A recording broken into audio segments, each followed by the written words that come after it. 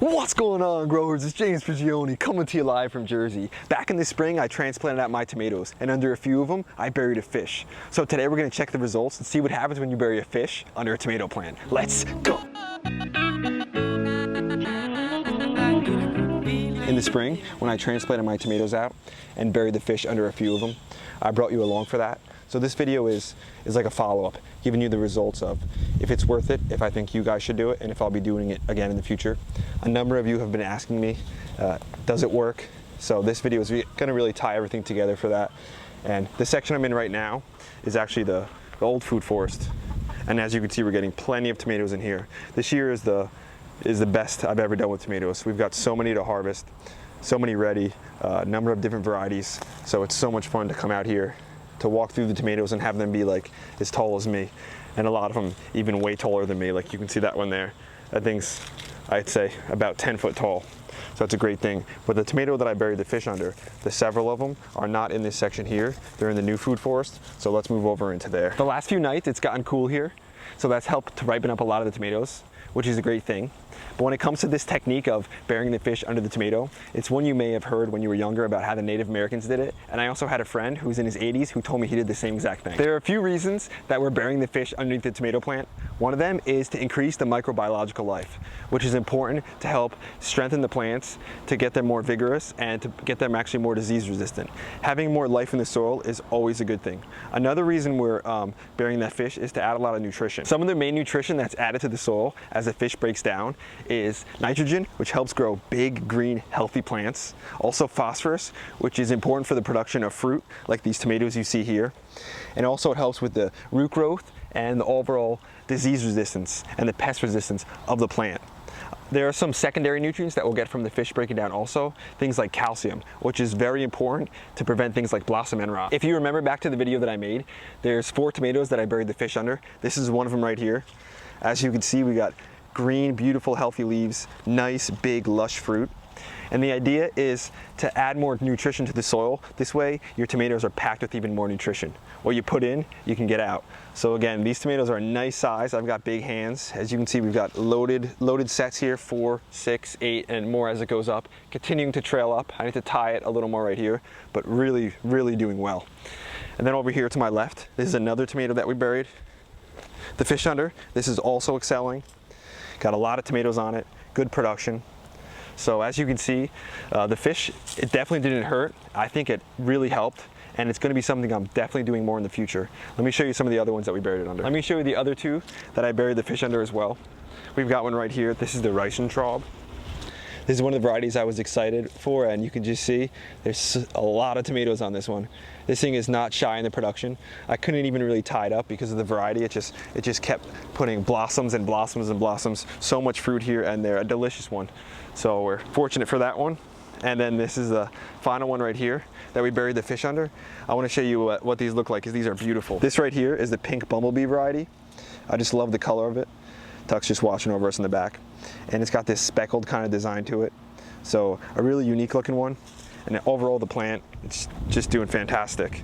It's got a lot of new growth on it, a lot of new flowers. It's going to continue pumping out more fruit. And something about it is right from beneath down there, it's just started growing like almost a few more tomato plants. I couldn't even cut them because they just were looking so fantastic. So this thing is also the same plant over here.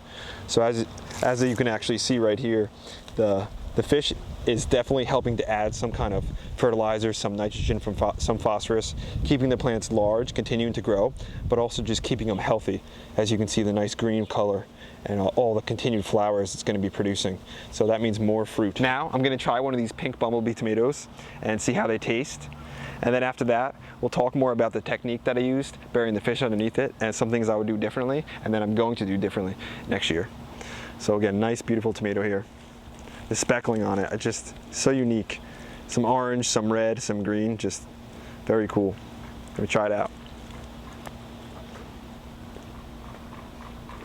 Wow. Juicy, sweet, incredible flavor, not very acidic. Not only does it look good, it tastes great. So there's some tomatoes that look really unique, really different, but they don't taste good. This has got both of them. I'll be growing this one again next year, for sure. Before I show you how I bury the fish under the tomato plant, I'll throw some clips in it for you too, and talk about more of the specifics. But I want to talk about how, just because a technique, a technology, whatever you want to call it, is old or older, doesn't mean that it's worse. So this idea comes from some of the Native Americans who use this technique when planting the corn stuff, and supposedly they showed the Pilgrims it. So they buried the fish under the corn, and that helped to grow, kind of like what I'm doing here with the tomato plants, same idea. And I think those cultures, those older cultures, a lot of times were actually more connected with nature, had a better understanding of things, because they did it not just for fun. They did it because they grew for survival. They grew, the food because they had to. So I don't think they wasted their time on things that really didn't work. So I think that's one of the reasons. That's one of the reasons I wanted to go ahead with it, because I thought it would definitely work, and in my opinion, it really has. And that's kind of why I love doing permaculture, why I love growing a permaculture garden, is because the idea of permaculture, it's not just about being stagnant, it's about being fluid. It's always adopting and bringing and congregating different technologies, different techniques, and even old and new ones, and blending them together to create something like this, a sustainable system that works for you. So some people, like Masanobu Fukuoka, he talks about how natural farming and permaculture, he calls it lazy gardening, or actually do nothing gardening. And some people think that's lazy, but in my opinion, it's not. It's the opposite. Instead of spending all the time, tilling the soil and doing hard work, you're spending your time on designing, on focusing on creating a system like that. So it's not lazy, but what you want to do is do nothing, because you want nature to do more of the work, because nature is, in my opinion, the pinnacle. So you got to set up the system correctly. How I look at it is, the simplest, laziest way to do it is to till the soil, to just plant one monoculture plant and do it like that. That's simple, that's lazy. And it reminds me of a quote, how the path of least resistance makes all rivers and most men crooked. If you guys are enjoying the video, hit the like button, hit the subscribe button, share it with your friends, and check out some of the merch down low if you want to support Team Grow. So when it comes down to it, you're not getting the actual direct nutrition when you're burying the fish from the fish. It's the microbiological life that comes in, that converts it, and then that's what feeds the plants. So a number of people ask me what kind of fish should you use. Does the kind matter? For the video that I used the Manhattan, or also known as a moss bunker. And one of the reasons is because after doing my research, that's the one that people suggested to use a lot. Also, the man that I previously mentioned, the 80-year-old, when he was younger, that's the fish and the variety that he used. If you're planning on using this technique regarding the fish, one of the things is you want to avoid fish that have a lot of mercury in them. That's not something you want to add to your soil. Another thing that's cool about this technique, though, is that when it comes down to it, tomatoes like growing in the same spot basically every year. So not only are you building better soil with high organic matter this year, but also for next year, and continuously it should just get better and better. A number of you mentioned that I was going to have raccoons and cats and everything dig up the fish, but as you can see, we didn't have anything come and dig anything up, and there's a number of reasons I think that didn't happen. The first reason that I think the fish didn't get dug up was because I buried it relatively deep. So maybe next year I'll bury them a little more shallow, but I still think that the roots had the ability to reach some of that nutrition that broke down. And also I put a thick wood chips down. So just think about it. It'd be tough for a raccoon to just dig this deep through wood chips in order to just get that fish. I think that also helped mask some of the smell too. So those two things I think played a big part in it, and I'm definitely, like I always do, gonna make sure that I have thick mulch when I do it again next year. Another thing that I did when burying the fish is that I cut it up in 3 sections, this way to help it break down quicker. So next year, am I gonna do it again, and what would I do differently? When it comes down to it, I'm definitely going to do it again next year. But there are a few things I would change. One of them is that I only put it underneath 4 of them. Next year, I'm going to expand my the number of plants that I'm burying it under. Maybe do at least half of my tomatoes, and then try to have doubles of each variety. This way I have a good control and to see the difference. Another thing I'm going to do is possibly blend the fish up more and make it smaller, maybe put it in like a blender or something so that the nutrients break down quicker and we get that quicker release. Another thing that I'm going to do differently next year when I'm burying the fish under the tomato is I'm gonna plant it more shallow. This way it's closer to the roots and could help the tomato out even more. So am I gonna do it again next year? Well, obviously for what I just said, and I'm going to expand it like I mentioned. I'd like to do even half my tomatoes, and I think that'll help increase my harvest overall. Do I think you guys should try it? Absolutely. And it smells a little bit doing the fish and mixing up and burying it, but when it comes down to it, I definitely think it's worth it. I want to walk through and show you some of the tomatoes we're growing, some other ones. As you can see, a number of different varieties. And this is in the new food forest. We've got so many plants in here.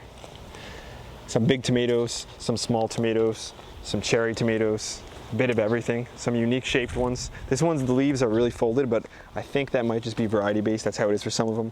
A really unique shape on that one. Sun Gold cherries, obviously. This looks like the pineapple tomato here. That one's ripening nicely in the back. Some Rosa de Bern, one of my favorite varieties. Such beautiful color on that. Some different ones, even in Lucid Gem.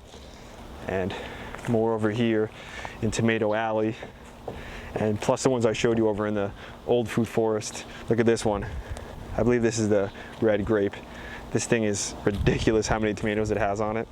Such a heavy producer, very cool. And I've got some other tomatoes. I don't want to show you everything because you're gonna be seeing it all real soon. It's funny, when I walk into the garden, if I leave the door open behind me, this guy always darts in and he goes either for the cucumbers or the carrots right away. He knows exactly where they are. He comes in, he's got his nose to the ground, immediately finds them easily, and then he's got to grab his garden snack. So if you guys love seeing Tuck in the videos and you love seeing him eat his snacks and harvest some of his own food, hit that like button, hit the subscribe button, because this is kind of a regular thing, him grabbing some of his own food. He's not shy out here in the garden, which is a great thing. But sometimes he can be a little greedy. That's why we can't have him in here all the time. But it's fun because in the early spring, I can't have him come into the garden as much because sometimes he stomps on some of the seedlings and stuff, but I know he's just itching to get in here because once things are larger and they start producing, that's when he really has the most fun. That's today's video, growers. Thanks for watching. I hope you enjoyed it. Hope you got some value out of it, and I hope it piqued your interest. And you guys gotta let me know down in the comments if you think you're gonna try this next year, if you think it'll work, and what you thought about the video. If you wanna see more in depth of it than just the clips that I showed, you can go back to the previous video where I showed how we actually went through the whole entire process of it back in the spring. And like I showed you, we've got a lot of tomatoes that are ready to go, ready to be harvested, and I can't wait to get them inside. So we're gonna be producing a video for that, so keep your eye out for it. If you wanna see it, make sure you hit the subscribe button. You ring that notification bell so that when we post, you know. Also check out the merch if you wanna contribute to the channel, be part of Team Grow, and grab your Food Forest shirt. Talking James Pidgeon, we'll be back at you real soon. We out.